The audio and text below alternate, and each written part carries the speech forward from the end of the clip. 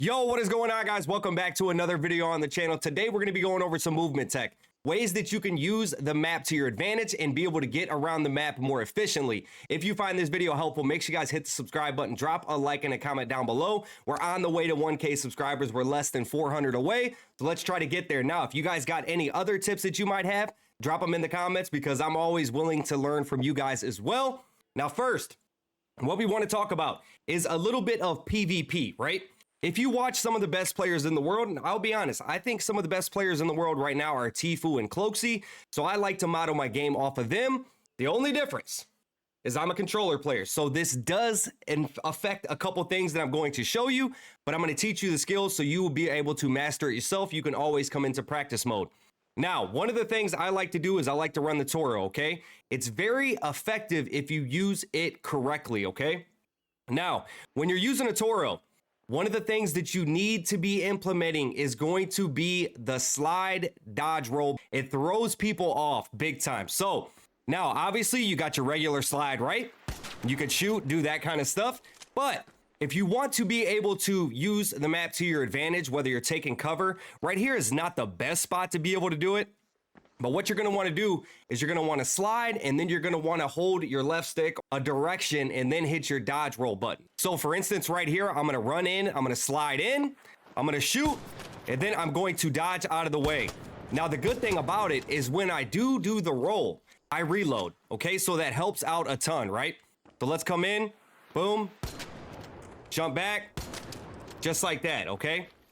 Now, obviously, it's better if you have some cover. So say, for instance, let's go, let's say right here. Okay, say that the car is an opponent, okay? So, and you happen to know he's there. So what you're gonna wanna do, come over here, boom, and then you can get out of the way. Now, obviously, you could do it a lot more efficient than that, but just like that, right? That is going to help you out a ton. So, boom, there we go, taking cover, and then also utilize where you switch your sides, okay? Right, for me, it is using the right stick, but you can come over and you get a better angle. Rather than this right here, you can get shot, but now you can see him, right? Look where your cursor's at, compared to if you're at this POV, it's behind the wall. Get what I'm saying? So make sure you guys utilize that as well. Let's go ahead, let's try it again. Boom. Then we're just gonna get out of the way, okay? That is one of the best things you can do in PvP. Now, if you also watch Tfue, right? A couple things that he does is he uses the map to his advantage almost every single fight.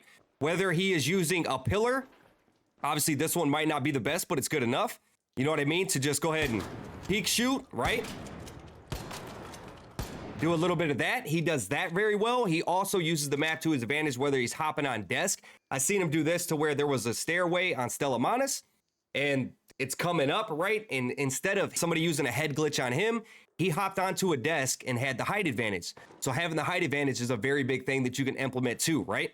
So using the map to your advantage, whether you're using it for cover, is going to help you out a ton when you're in fights. If you're just out in the open, you're destined to get destroyed, right? Especially if there's 2 or 3, depending on what you're playing. Even in solos, third partying, you want to use the map to your advantage, okay? Big time. So you can peek, you can take some cover, you can peek, you can come, shoot, dodge, roll back, take some cover.